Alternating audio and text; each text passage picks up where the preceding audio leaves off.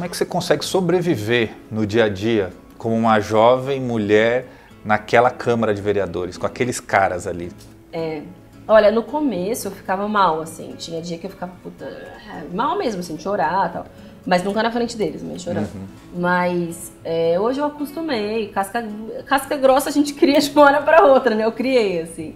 E às vezes eu acho até graça das coisas que eles fazem. O que eles fazem assim no dia a dia? Tudo, desde piadas que não tem a menor graça, mas de palavras constrangedoras, de querer te diminuir. Já me chamaram de louca lá dentro.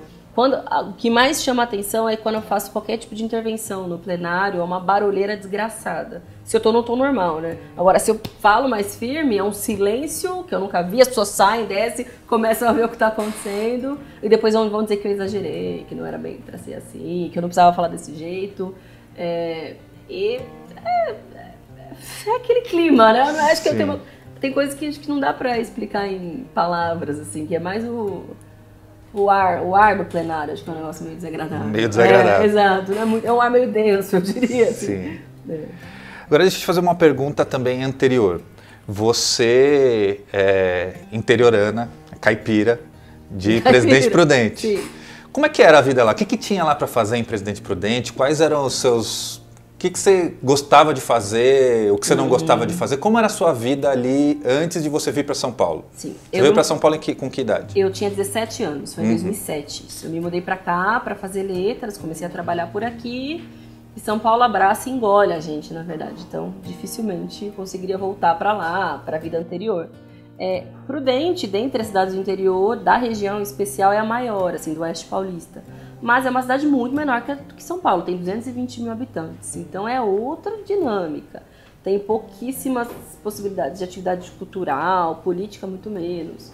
O que eu tinha de participação política era a participação dos grupos de jovens da igreja, que, dentre outras coisas, a gente debatia um pouco mais de leve, política, assim. E de algum tipo de engajamento também era mais por aí. Quando era criança, na escola tinha grupos de teatro e coisas mais locais, e a igreja que era uma quadra da minha casa. Mas eu não tinha muita atuação, assim. Lá tem uma Unesp também, tem um curso de geografia, pedagogia, e às vezes eu ia em alguma atividade ou outra. Mas essa vida militante mesmo foi possível aqui em São Paulo, porque eu fiz USP, FEFELESTE, lá tem uma tradição forte de movimento estudantil, e eu vi que eu gostava bastante disso mesmo. Mas a minha vida lá era uma vida tranquila. Tinha um namorado, que era meu vizinho, aí eu ia pra casa da minha avó, não tinha muita coisa pra fazer. Você aprendeu a tocar violão na igreja? Isso, exatamente, coisas assim. Era o que eu fazia, exato. Eu tinha era igreja católica? Igreja católica. Uma aula ou outra de canto, a gente tinha coisas assim. E não tinha muito mais não, porque eu vim muito jovem pra cá também, Sim. Né? E ser adolescente no interior é complicado, assim. Eu tava refletindo esses dias isso com a minha irmã. Porque você tem a possibilidade de ir no shopping quando você é mais novinho, né? 12, 13 anos, que tua mãe não te deixa ir pra muitos lugares.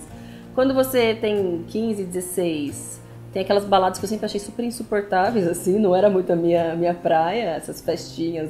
Eu gostava muito de hardcore, rock e tal, então eu ia mais para essas festas que se criava. Meu namorado tinha também, na época, uma banda, eu ia mais nessas coisas. E deixa eu te fazer uma outra pergunta. Quando é que o feminismo entrou na tua vida, assim? Como é que você se descobriu feminista? Quando que as ideias feministas passaram a fazer sentido na tua vida? Eu acho que eu tinha uns 19, 20 anos quando eu me entendi enquanto feminista. Hoje, as meninas mais jovens que conhecem a política, entram mesmo na militância, eu tenho a impressão de que o feminismo hoje é a porta de entrada para outros temas. Quando eu entrei, não faz tanto tempo, eu tô com 28, agora eu tinha, né, foi em 2009 mais ou menos, o feminismo não era parte dos nossos debates cotidianos. Tinha um núcleo muito pequeno de meninas da universidade que debatiam e não fazia muita, não sei, mal entendia do que significa, do que se tratava, assim, até negava a princípio.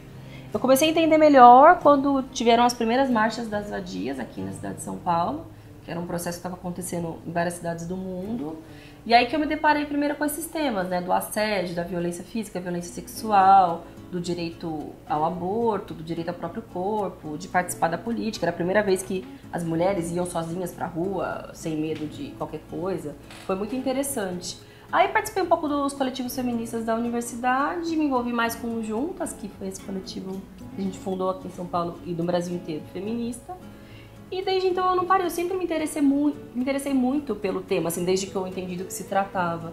Porque pra mim a luta feminista tem a ver não só com temas que só nós mulheres sentimos, mas tem a ver com uma postura diante do mundo, sabe? Pra uma mulher, assim, de compreender que você é como se fosse um objeto estranho, principalmente nos espaços de poder, e que você tem uma perspectiva, uma visão de sociedade que às vezes os homens não têm, que são o setor dominante, né? Enfim, nos espaços públicos, nas instituições, nas organizações, enfim.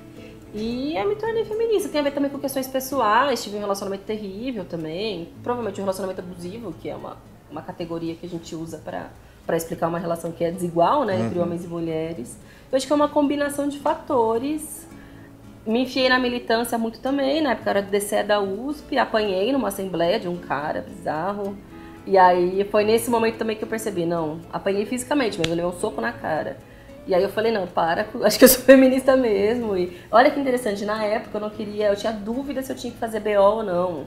Porque imagina, eu vou fazer boletim de ocorrência, hoje em dia pra mim é óbvio. A primeira coisa que eu vou dizer pra qualquer mulher, caso passe por uma situação como essa, tipo, vai pra delegacia, vai atrás dos seus direitos. E te ajudamos na medida do que for, né, tiver no nosso alcance. Na época eu tinha até dúvida com relação a isso.